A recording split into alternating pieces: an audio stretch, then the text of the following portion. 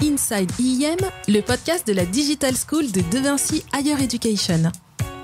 Retrouvez interviews, actus, chroniques, bref, tout ce qui bouge dans le monde du digital.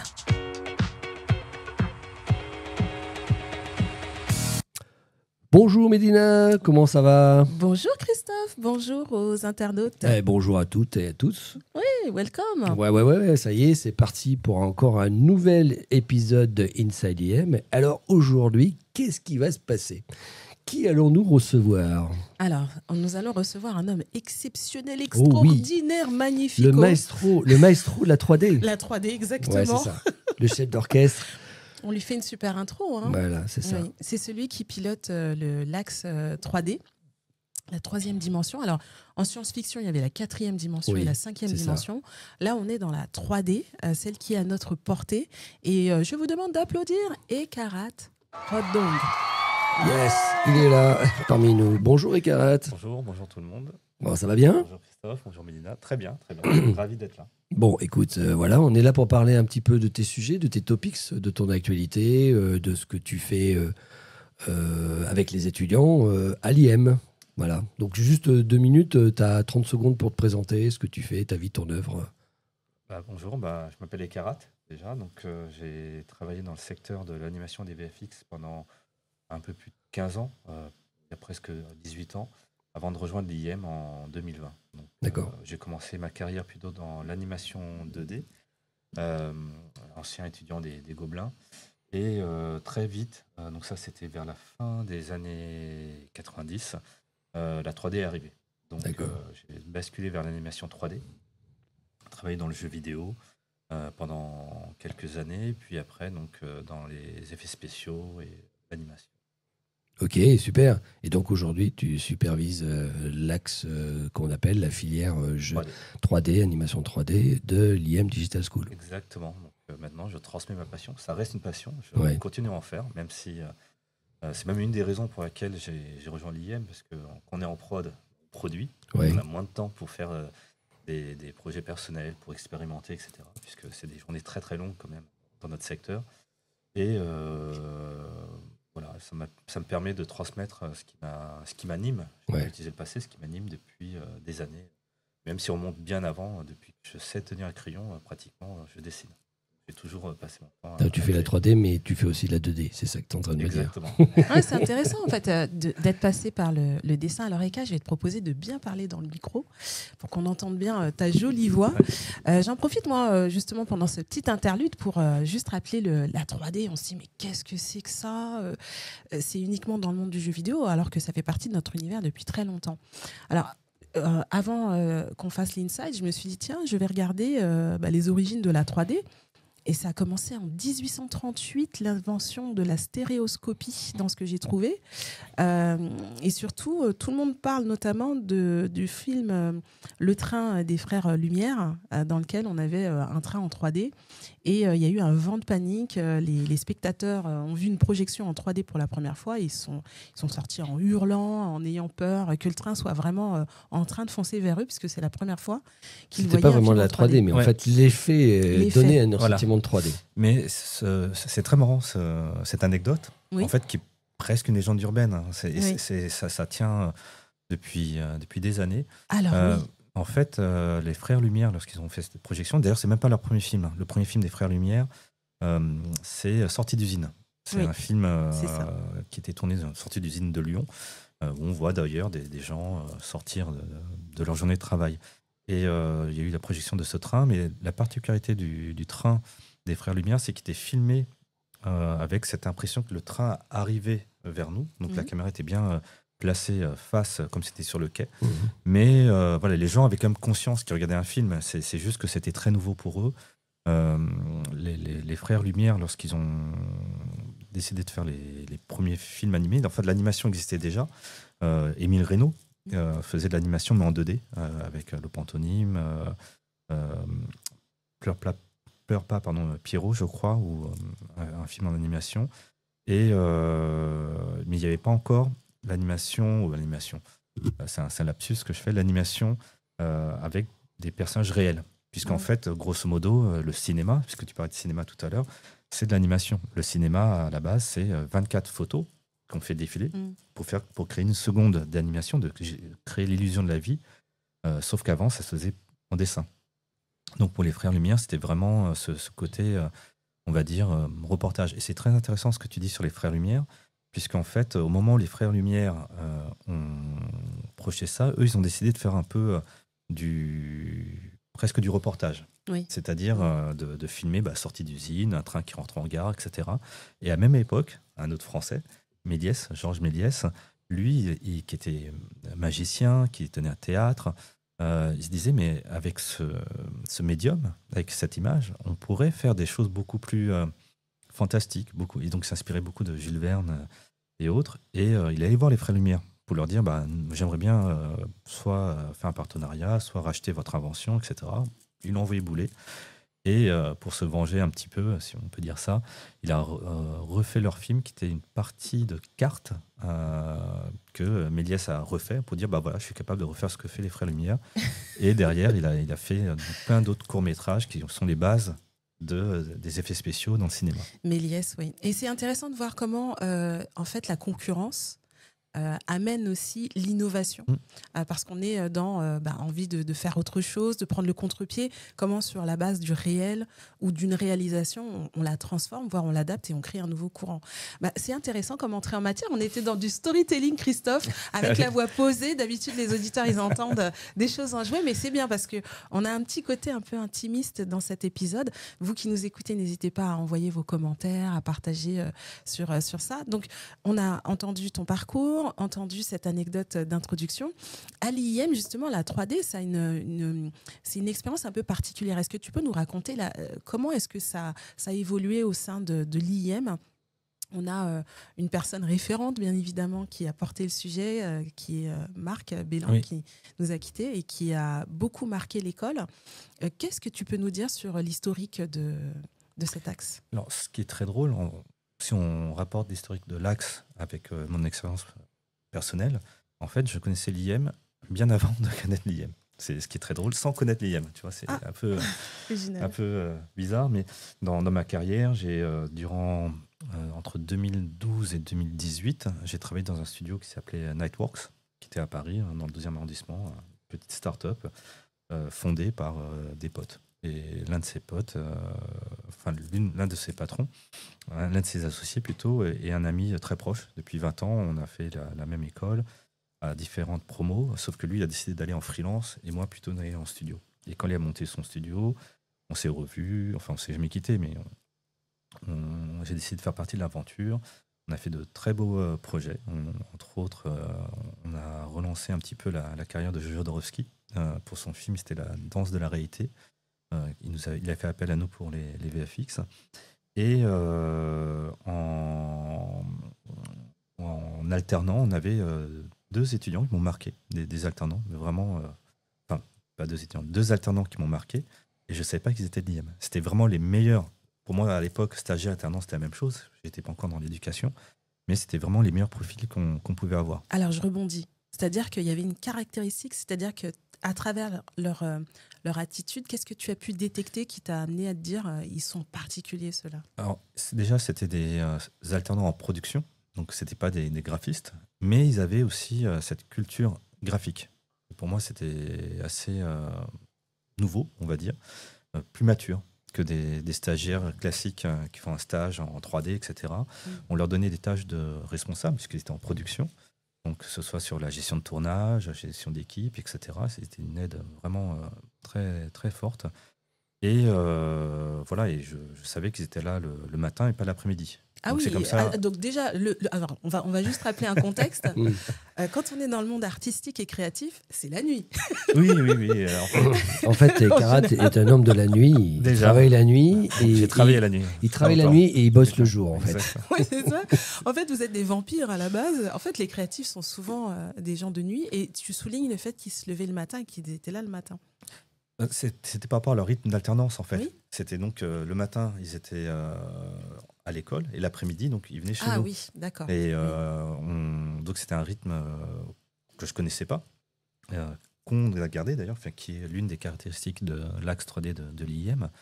Et c'est vraiment des années après, donc étant donné que on les a pris en alternant. Ça a créé des ponts entre le Nightworks et l'IM, donc entre mon ancien associé, qui venait donc donner des cours ici. Et lorsque j'étais au Canada en 2019, Marc Bellan, justement, cherchait quelqu'un pour l'épauler, pour être son professeur adjoint. Il cherchait quelqu'un plutôt, d'après ses mots, donc passionné, pédagogue, qui a l'envie de transmettre. Et Oumarou, donc, qui est mon ami et qui était associé de Nightworks, lui a soufflé mon nom.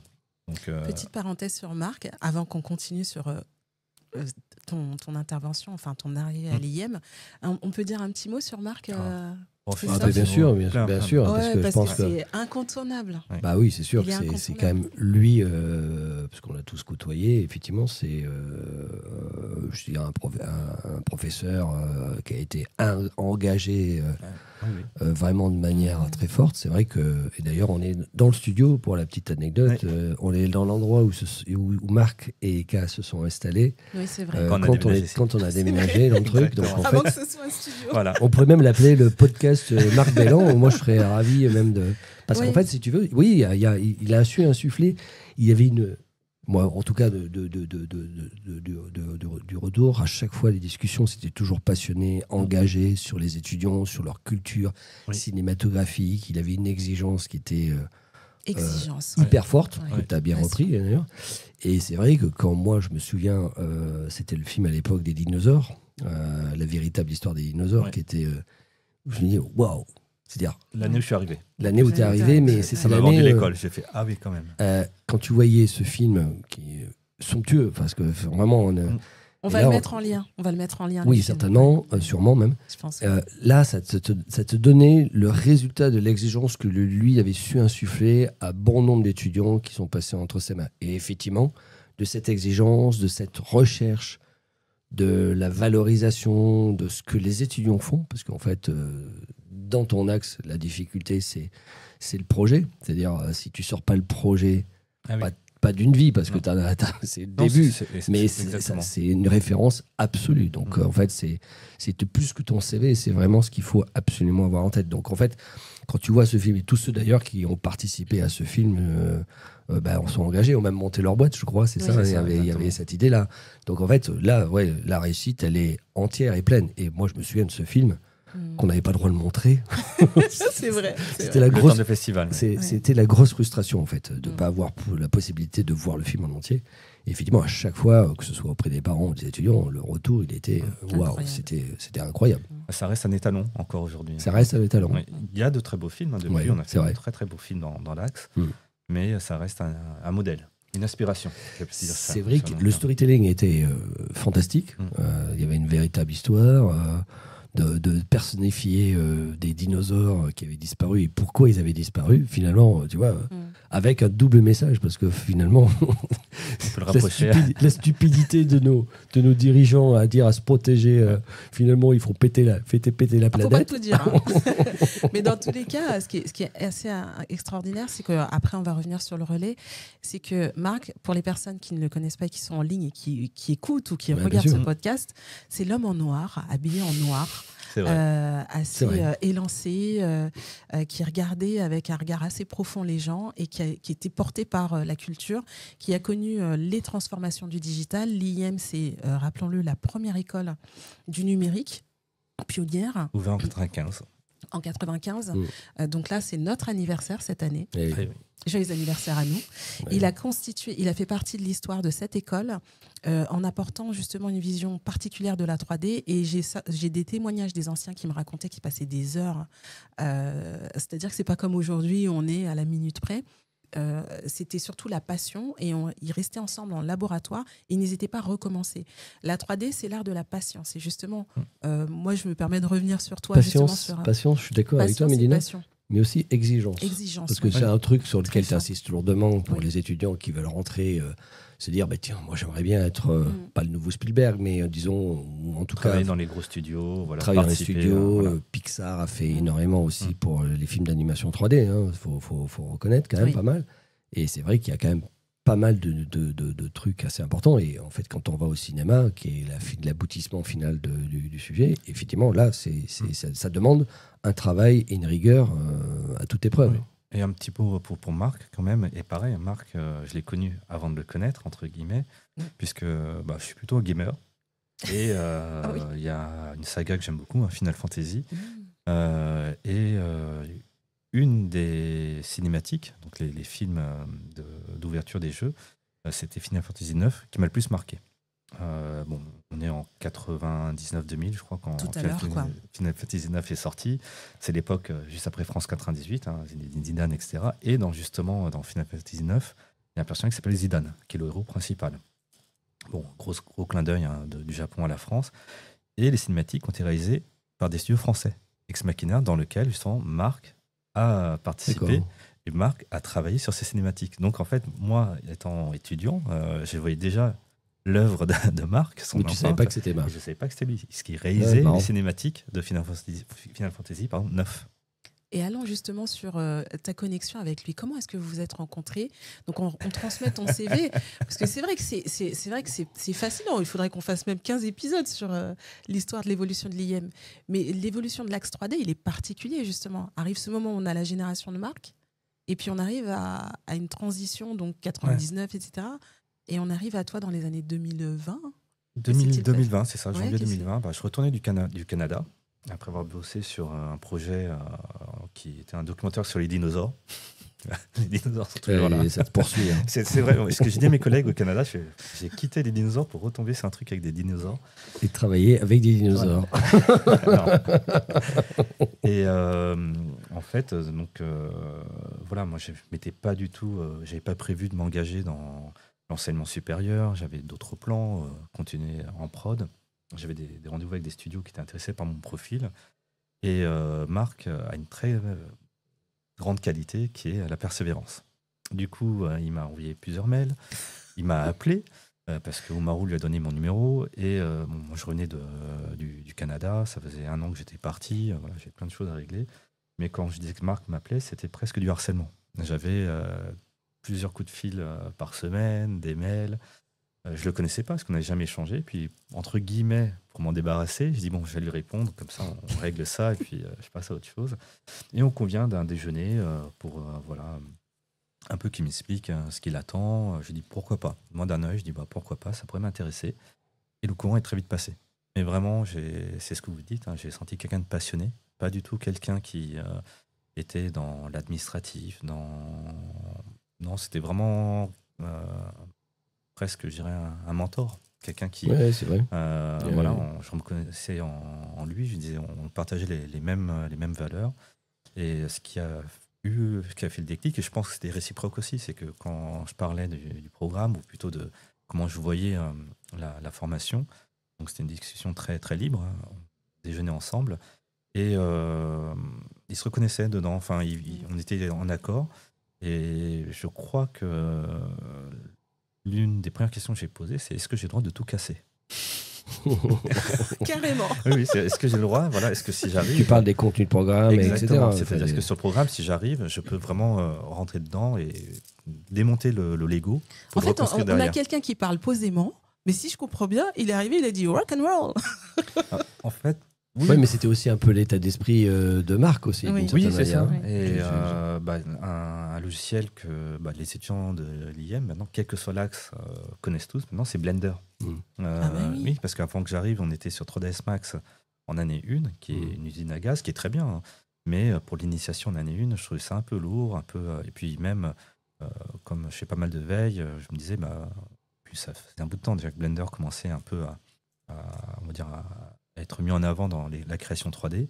Et il n'y avait pas de cours de Blender. Et je crois que quand je suis arrivé, la plupart des cours 3D dans l'axe 3D de l'IM étaient que sur 3ds Max. Et là, moi, ma philosophie, ça a toujours été la 3D doit rester, enfin plutôt, les logiciels ne doivent rester que des outils.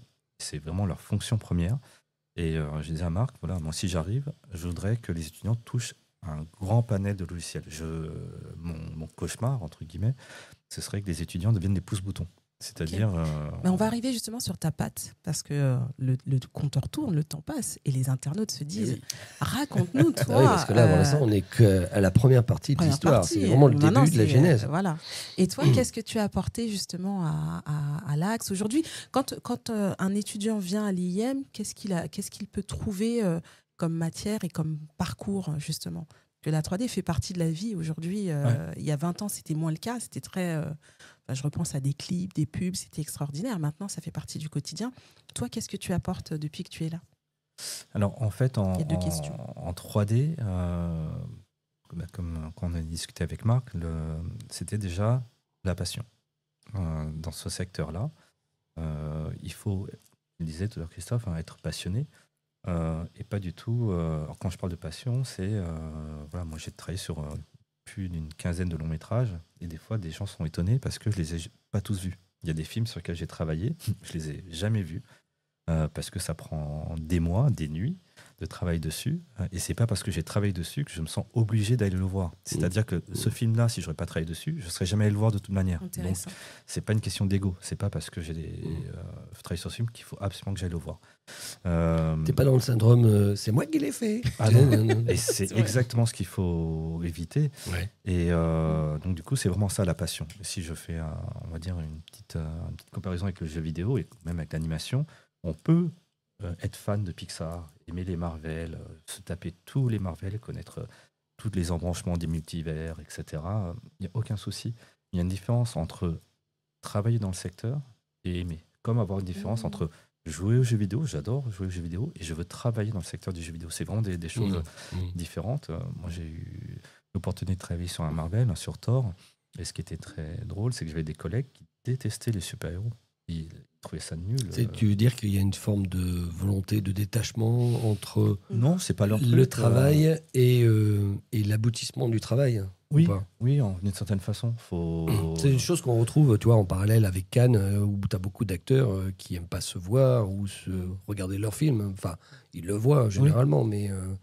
Alors, disons que nous, déjà en VFX, on est prestataire de service. Ouais, c'est ça. Tu vois, je ne suis pas responsable du succès ou de la réussite d'un film. Moi, des fois, quand on me fait cite sur des films sur lesquels j'ai travaillé, je leur dis, bah oui, mais je fais partie des 1 sur les 10 000 qui défilent au générique quand les gens regardent. Du 1% de gens qui regardent le générique de la fin. Exactement. Et encore, je suis tout en bas, tu vois, dans la post-production, dans les équipes, etc. Quoi qu'avec les Marvel, ils ont quand même habitué, il va y avoir une autre petite scénette pour pouvoir raconter la suite qui fait que tout le monde regarde les contenus. Mais c'est vrai que on ne se souvient pas de ça, malheureusement. Bon, pour revenir à ta question, Mélina, à l'IM, on a quand même une philosophie qui est unique, moi je trouve, et c'est ce qui me plaît aussi, ce qui m'a séduit, c'est cette fameuse année 1 où quand l'étudiant arrive, il découvre tout. Il découvre votre axe, il découvre la 3D, il découvre le jeu vidéo, le design, le coding, et après on les accompagne pour se spécialiser, donc dans chacun de nos axes respectifs. Et en fait, c'est quand même c'est un exercice compliqué pour nous, je pense, quand je dis nous en tant qu'équipe, puisqu'on n'a pas forcément les profils qui viennent spécifiquement pour cela. Ils se découvrent, ils se dévoilent durant cette première année. Et ma fierté, pour moi, du coup, c'est souvent, j'ai des étudiants qui viennent à l'IM, donc tu vois, pour répondre un peu à Raucher Wagon, à ta question de tout à l'heure, qui viennent à l'IM et qui viennent pour du coding, du marketing digital, des choses comme ça. Et puis, par rapport à cette première année, ils se disent, bah tiens, finalement, la 3D, c'est pas si mal. Et je connaissais pas, ou je connaissais la 3D en tant que spectateur, mais maintenant, en ayant mis la main à la pâte, je comprends comment ça fonctionne, ça m'intéresse, ça déclenche une passion chez moi. Ou l'inverse, il y a des gens qui venaient et disaient, je veux faire la 3D, et dire, c'est trop technique, c'est trop de boulot. On en a, généralement, on les récupère en marketing digital, c'est-à-dire, oh là là, je déteste la 3D.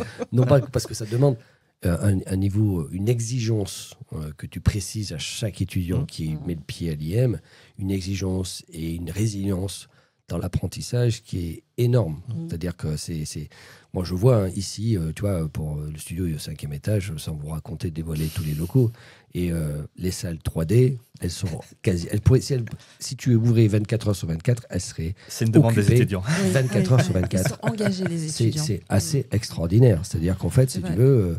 il y en a certainement qui doivent arriver en retard, mais en fait, tu dois avoir le ratio de présence à l'école le plus important, parce qu'en fait, c'est un engagement. C'est ça qui est, en fait, c'est intéressant. C'est leur création, ils se l'approprient vraiment. Et du coup, vraiment, ce succès, entre guillemets, qui, si on peut nous le rapporter, c'est vraiment ces profils qui n'étaient pas prédestinés à la 3D, qui vraiment arrivaient comme ça à l'IM et puis découvrent la 3D et qui, au final, après, travaillent dans des gros studios. Nous, on a des exemples, j'en ai à l'appel et je suis Alors même sûr. raconte-nous juste pour faire court et avancer justement si tu mets le doigt sur un sujet, ce sont les profils. Quels sont les profils? Et ensuite, raconte-nous une ou deux fiertés, des anecdotes d'étudiants ou de projets dont tu es particulièrement fier. Christophe parlait des dinosaures, à raison, parce que c'est vraiment... Tu parlais du film, les dinosaures. Voilà, le film Les Dinosaures qui a été fait par les étudiants. Mais toi, depuis que tu es là, quels sont les profils et puis quelles sont les fiertés que tu peux nous présenter? Alors, les profils des étudiants de l'Axe 3D, généralement, comme a dit Christophe, c'est des passionnés. Et nous, on insiste énormément dessus. Bon, il y a la passion, c'est vrai. Mais lorsqu'on est en production, et d'ailleurs j'utilise ce mot, en production, et je le disais tout à l'heure aussi, on est en production, on produit, on ne crée pas. Et très souvent, moi je dis aux étudiants, quand vous livrez un rendu, en fait, vous avez fait 20 à 30% du boulot. Comme en prod. En prod, je fais un shot, quand je le livre, le client, le réal, il va regarder, il me renvoie des retakes, il me fait non, ça va trop vite, ça, la focale, il faudra la changer, etc.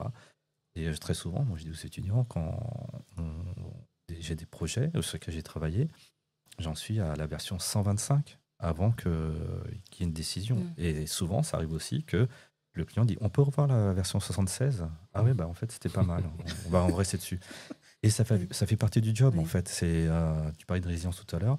Le premier gros projet sur lequel j'ai travaillé dans le VFX, c'est Alexandre d'Oliver Stone. Je venais d'arriver dans ce studio qui s'appelle Buff.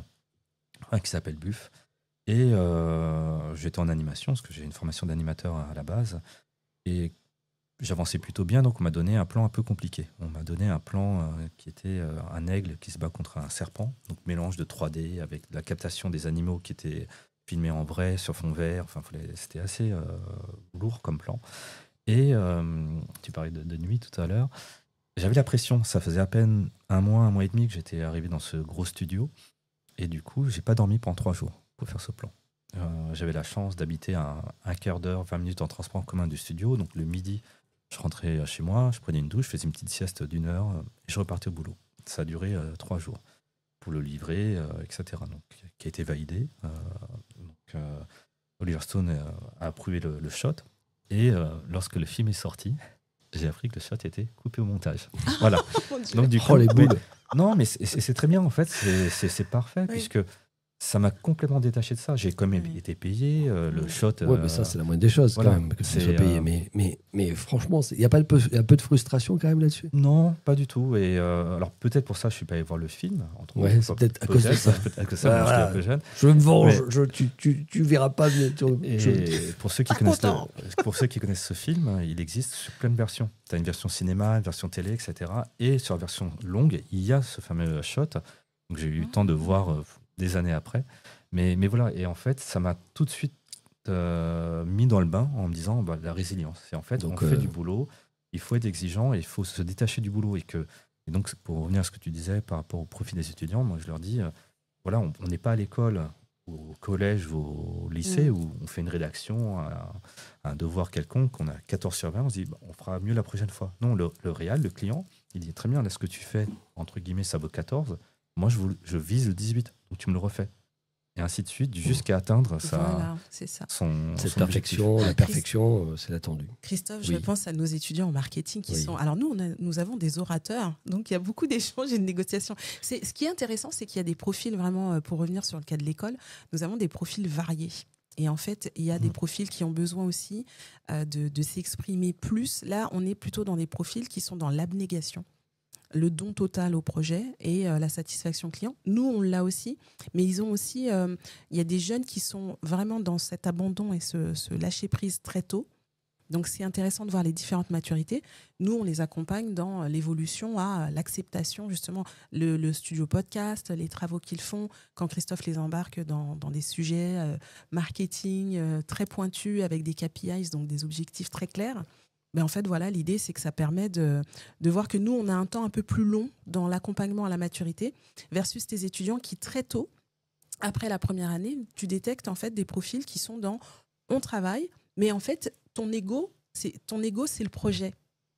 Et il l'absorbe peut-être un petit peu plus tôt. Et ce qui est bien, c'est que dans l'école IEM, en fait, finalement, en discutant avec toi, puisqu'on se voit, on voit les résultats des travaux, on voit qu'il y a des concours qui sont gagnés, il y a vraiment ce sujet de l'excellence le plus tôt possible. Donc, en gros, c'est, si on va à l'Axe 3D, c'est qu'on a un parcours de maturité et on va avoir un apprentissage le learning by doing assez fort quand même. Oui, enfin, je dirais ça pour tous les axes. En fait, Oui. C'est propre à tout apprentissage. Ça peut être de la musique, ça peut être des choses beaucoup moins créatives ou artistiques, entre guillemets. Mais moi, je crois énormément au dicton qui dit « c'est en forgeant qu'on devient forgeron ». En fait, je ne crois pas au talent. Quand des gens nous disent que nos étudiants sont talentueux, etc., ils ont de la chance. Non, ils n'ont pas de chance. Ils travaillent, ils ont passé des nuits blanches. Ça bosse fort. On est vraiment dans cette dimension où vraiment ça bosse plus que de raison. En fait. Ça bosse, mais il y a de la réalisation qu'ils voient automatiquement. C'est ça, en fait. Nous, on les accompagne. Enfin, vraiment, tous les axes sont ça. On accompagne tous nos étudiants, mais le déclic de faire et puis lâcher prise sur ton projet, c'est pas toi en fait, c'est le client qui est décisionnaire. Il y a des cycles qui sont un peu plus lents parce que nous, on a aussi une culture qui est différente avec beaucoup d'argumentation. Puis il y a des courants, il y a des tendances, et puis on se refait, nous, j'ai envie de dire, Christophe, moi je dis souvent aux étudiants, il y a 50% de mes cours qui sont périmés tous les 6 mois, en fait. C'est clair. Alors, attends, j'avais une question pour Eka, parce que un sujet qui me brûle les lèvres à chaque fois que je le prononce, tu sais de quoi je vais parler, mais aujourd'hui, avec ce qu'on voit aujourd'hui, ce que nous, on peut pratiquer par ailleurs de manière très lapidaire, avec l'arrivée des IA dans l'univers, la 3D, etc., comment aujourd'hui, quelle est la posture que toi tu adoptes pour continuer à accompagner? Parce qu'on sait qu'il y a une différence entre le petit projet géré sur un coin de table avec une IA et le projet d'un court-métrage ou d'un long-métrage qui fait appel à ces effets spéciaux ou à ce genre de choses. De technologie, alors nous, dans notre secteur, notamment la 3D, c'est de l'évolution technique permanente. Vraiment, il y a une veille technologique qui doit être faite. Aussi bien par notre équipe que les étudiants. Il n'est pas possible, tu disais tout à l'heure que tu vois, au bout de 6 mois, tu es obligé de refaire tes cours. Nous, c'est pareil quasiment, c'est qu'en fait, ça avance tellement vite. L'IA dans la 3D, du moins, et l'animation en général, c'est le gros mot actuellement. C'est le mot à pas prononcer. Mais sachant que ça existe, vous l'utilisez depuis très longtemps. Il y a beaucoup d'outils qui l'intègrent. D'automatisation, mais en fait, il y a une grosse levée de boucliers. Actuellement, plutôt des artistes qui ont peur de ça. Alors, il y a plein, on ne va pas entrer dans un débat de les droits d'auteur, etc. C'est pas vraiment le propos. Moi, j'ai resté plutôt dans le terme outil. En fait, l'IA, ce qui est assez drôle, si on le rapporte dans l'histoire de l'animation, c'est un peu ce qui est arrivé quand l'animation 3D est arrivée.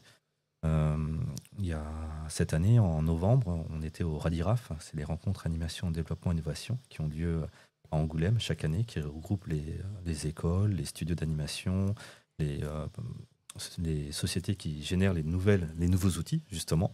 Et il y avait une conférence sur ça. Et en fait, quelqu'un nous rappelait que dans les années 80, quand les premiers films 3D sont arrivés à Annecy, le grand festival du cinéma d'animation, ces films en 3D se faisaient huer. Parce que c'était fait par ordinateur, c'était pas de l'humain, c'était pas dessiné. On perdait ce côté. D'ailleurs, aujourd'hui encore, il y a des gens qui disent la 3D c'est froid, ça n'a pas d'âme, c'est par rapport à l'animation 2D, etc. C'est les gens d'un certain âge. Maintenant, la nouvelle génération est en bigne dedans. Elles sont habituées à l'image 3D. Tu vois, la sortie de Léo Tchich, le dernier Disney qui fait appel à ça en animé, qui est en train de faire, je pense, un gros carton, qui va faire un gros carton. Qui sort aujourd'hui, Qui sort aujourd'hui en plus. Donc ça, effectivement, on a affaire à une nouvelle génération là-dessus. Voilà, qui a une autre vision de l'image. Si on rapporte par rapport à votre axe, c'est vrai que via la com, aujourd'hui, le format portrait en vidéo, ce qui est, entre guillemets, alors, je suis désolé de dire ça, mais pour nous, dans le cinéma, c'est une aberration. Pour moi, je dis toujours, c'est paysage. Filmer en portrait, c'est mal. Mais c'est rentré dans les mœurs parce que Dans le métro, voilà, les affiches interactives, elles sont en mode portrait. Et comme tu dis, donc rien n'est figé. Donc tout évolue avec les générations. Et par rapport à l'IA, justement, on va dire les jeunes qui sont là, ils ont un peu peur de se dire tout ce que je suis en train d'apprendre, la machine pourra le faire à ma place. Alors, en fait, c'est totalement faux, moi, de mon point Sauf de vue. un truc, c'est l'idée, la genèse, Exactement. le synopsis, le storytelling, tout l'imaginaire tel qu'elle l'est aujourd'hui. C'est quand même l'humain qui est toujours à la base de ça. Exactement. Et là, je fais un peu de promo indirect, même si le film n'est toujours pas visible par le grand public. Oui. Donc, je parlais d'Oumarou tout à l'heure, qui est donc un ami très proche, on se connaît depuis quasiment 25 ans, donc, qui était mon ancien patron. Il vient de finir un long-métrage, n'importe quoi, un court-métrage de 10 minutes en IA pour un festival. J'ai eu l'occasion de le voir. Et voilà, et derrière, je vois que c'est quelqu'un qui a travaillé dans l'image depuis 30 ans. C'est pas quelqu'un qui a juste appuyé sur des boutons pour gérer ce film. Il a une culture de l'image, il fait de la 3D, etc. Et cet outil lui a permis tout simplement de réaliser son rêve, ou un de ses rêves, qui est de faire un film seul en 1 mois. Le film, je l'ai vu, ça aurait nécessité une équipe d'une trentaine de personnes sur plusieurs mois qu'il n'a pas les moyens de payer. C'est un court-métrage, donc c'est pas un projet à but lucratif. Et si je disais que l'IA, c'est une manière de repousser les frontières de l'imagination. C'est exactement ça. C'est ça. T'as tout on est ça, raison. on est vraiment là-dessus. Ça. Tu vois, si je prends une analogie, par exemple, sur de l'art, on va prendre la photographie. Voilà. Avant l'arrivée de la photographie, on faisait appel à des peintres pour se faire des portraits, pour se tirer son portrait. Des dessinateurs, des peintres. Et puis, il fallait de l'argent quand même. Il fallait quand même, pour se payer un peintre. Pour se payer Léonard de Vinci, exactement. Fallait y aller. Ouais. Pas à l'école. Hein. Ouais, mais bon, c'est pour ça que je l'ai fait.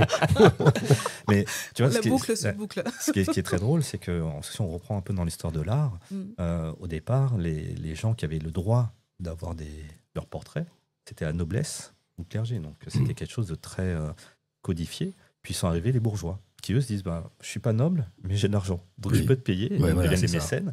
Et moi aussi, je voudrais avoir un portrait au-dessus de ma cheminée, comme le duc, le comte, etc. Et après, forcément, tu as les gens qui ont moins de sous, qui disent les bourgeois, ils ont des portraits chez eux, etc. Et c'était inaccessible. C'était, comme tu disais, à l'époque, il fallait vraiment se dire, c'était une sorte d'engagement de se dire, j'ai de l'argent pour me payer un artiste pour me faire mon portrait. C'était statutaire. Voilà. Et arrivé la photographie. La photographie, c'est entre guillemets pas très loin de l'IA d'une certaine façon. Hein. Je tire un peu. C'est un peu. Ah non, ça a été une révolution. On a un cours là-dessus. Hein, mais tu appuies sur un bouton et en quelques. Aujourd'hui, quelques secondes, mais à l'époque, avec un certain temps, tu avais un portrait ultra réaliste. Qui sortait. Et d'ailleurs, les premières photos, c'est pas étonnant que c'est pas des paysages autres, c'est des portraits. C'est des portraits de famille, etc. De façon.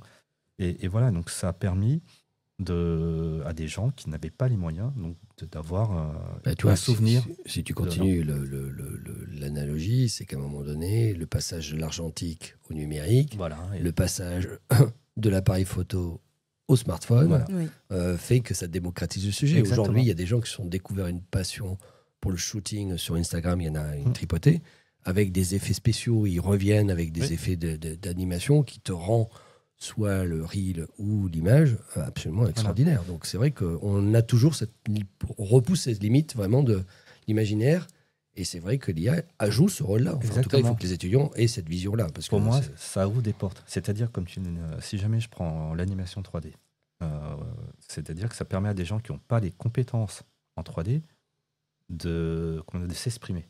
Ça ne veut pas dire qu'ils deviendront des artistes 3D. Attention, c'est deux choses différentes. C'est-à-dire que ça permet à des gens qui, comme par exemple, moi je suis persuadé qu'il y a beaucoup de photographes très bons, qui font de très belles photos de paysages, ils sont incapables de peindre.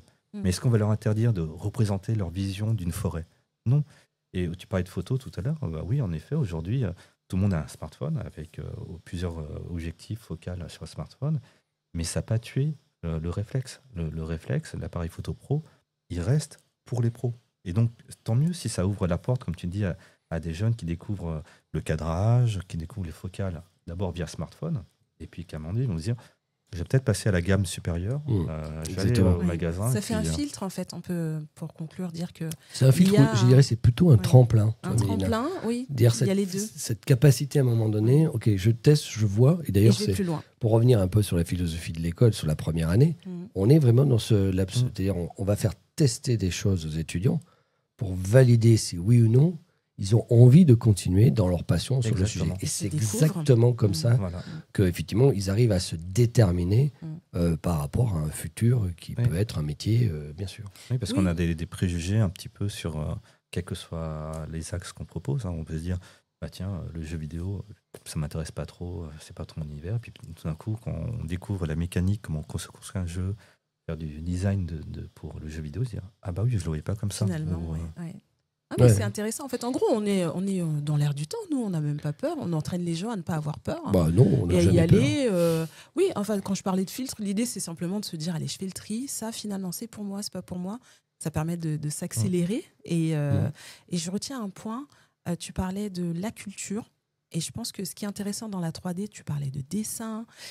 Finalement, les étudiants en viennent à une chose basique, c'est qu'ils doivent se découvrir. Et ensuite explorer le monde réel pour le transformer dans le numérique. Ah bah oui, mais il faut connaître le monde réel. Exactement. Bah, comme en IA, on en revient à l'IA. Moi, très, très souvent, quand des gens me disent mais l'IA, c'est facile, on appuie sur le bouton, je fais bah, très bien. Ok, je prends une image générée par IA, n'importe laquelle, et je dis bah tiens, voilà, il y a le même outil, refais-le. Ils seront incapables. Et ça marche à tous les coups. Et ils se rendent compte que c'est pas juste appuyer sur des boutons ou faire des prompts en disant je veux une image machin. Non, parce que si tu n'as pas le savoir théorique, les connaissances artistiques derrière, si tu vois, je ne sais pas moi, en ce moment, un peintre que j'aime beaucoup, c'est Turner.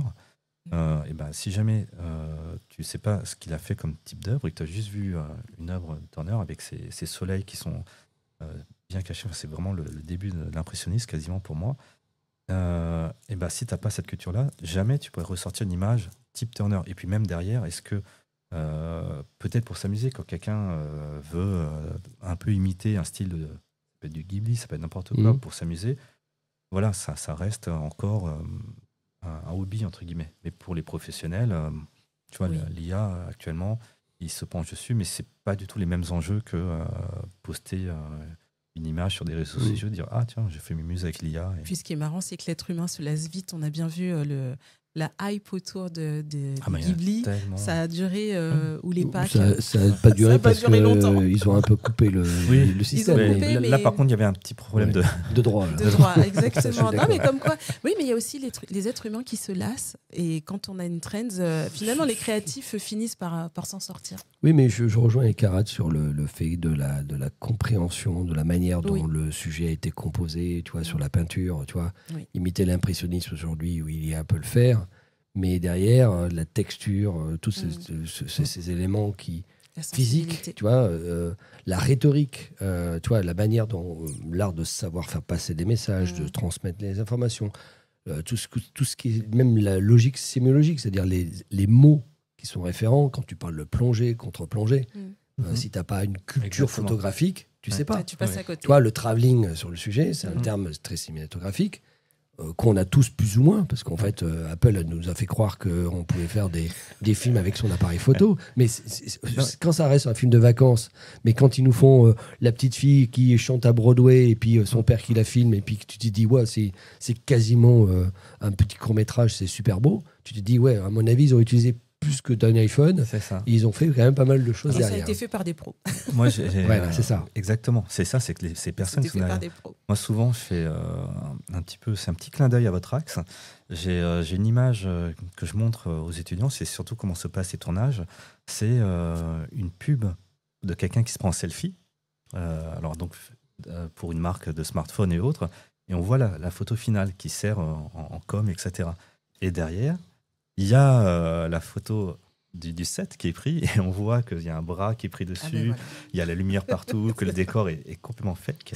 Et en fait, c'est ça qui est très drôle, c'est qu'on vend une sorte de dire ça c'est la réalité, mais pas du tout. Quand tu vois la réalité derrière, il y a une équipe de 15-20 personnes qui est dessus. J'ai une amie qui était étonnée, et ça m'a été très naïve, je veux dire, qui suit un artiste qui était en vacances, en tourisme à Paris, et il se faisait ses stories sur Insta, etc. Il dit il est dans tel quartier, il faudrait le croiser. Je fais écoute, si tu veux le croiser, à mon avis, ça va être assez simple. Il doit se balader au moins avec 5-6 personnes. Je fais mais non, il est en vacances et tout. Et à un moment donné, il se prend en photo. Et puis derrière, dans le reflet, on voit qu'il y a son staff de 4-5 personnes avec plein de caméras derrière, etc. Et que non, C'est cheaté. Ah, merci pour le clin d'œil à l'Axcom. Ouais, super. Et ben voilà, On a fait un sacré on tour pourrait y d'horizon. passer encore 3 heures à peu Oui, près. Hein. c'est Je pense vrai, que c'est vrai. vu le nombre de sujets et d'interactions sur le sujet. Mais bon, c'est intéressant. Mais on s'adapte à nos sujets, hein, parce que voilà, tu as le ton posé. Vous qui nous écoutez, vous voyez qu'on a tout type de podcasts où on est parfois un peu foufou, tout feu, Vous êtes tout resté flamme. un peu plus longtemps que prévu Voilà. sur l'écoute de ce podcast, cette version.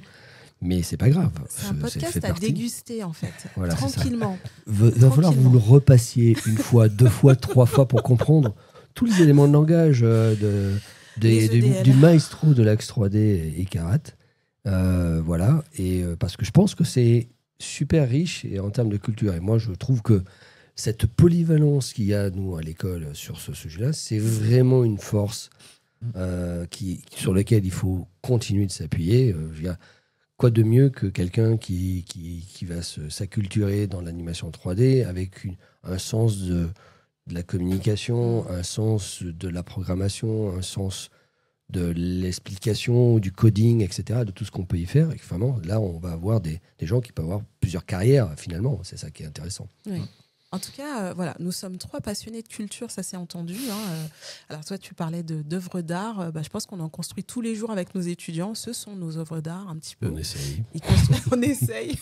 Certains ressemblent plutôt à du Dali, du Mondrian, du Modigliani. On a un peu de tout. Tant mieux, c'est ça qui fait la diversité. La diversité de nos profils, des projets qui sortent.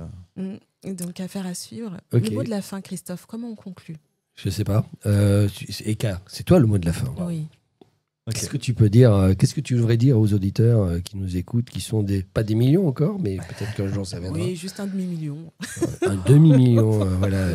Médina, vous venez de nous sortir un scoop. Le podcast de l'IM Inside IM fait 500 000 auditeurs. Non, c'est pas vrai. Non, mais on va essayer de développer la francophonie. D'ailleurs, tu parlais du monde, etc. Alors, raconte-nous juste un mot de la fin qui nous transporte. Quel est l'avenir de la 3D? Ou, à ton avis, qu'est-ce qui fait que quelqu'un viendrait ici et irait dans l'Axe et se dirait « Ah, waouh, je vais apprendre des choses. Je veux voir ce fameux Eka qui nous a embarqués pendant un petit moment. » Oh là là, donc l'avenir de la 3D... J'adore ce genre de questions. Très compliqué. Non, les gens qui nous rejoindraient dans l'Axe 3D de l'IM seraient des gens, on revient encore ce mot, je suis désolé, je me répète, énormément passionnés, qui ont cette soif, cette envie d'apprendre, cette curiosité. Et en fait, quel que soit, une fois de plus, l'Axe, ou quel que soit le choix qu'on fait dans sa vie, je pense que quand on est dessus et qu'on ne voit pas le temps passer, comme ce podcast, et qu'on s'y sent bien, on a trouvé le sens du bonheur. Waouh! Le mot de la fin, c'est le bonheur. La 3D, Magnifique. c'est le bonheur. Ah, pour moi, oui. Moi, j'adore le bonheur, je prends. On prend. Ok, Christophe, on prend. ouais, on prend tout. Donc. Ok, super. Merci Eka de ton temps. Merci à vous. Merci Médina. Merci à Christophe. tous les auditeurs. Mais il n'y a pas de quoi. On se retrouve pour le prochain podcast. Voilà, et à très vite pour la suite. Inside IEM, le podcast de la Digital School de De Vinci Higher Education. Retrouvez interviews, actus, chroniques, bref, tout ce qui bouge dans le monde du digital.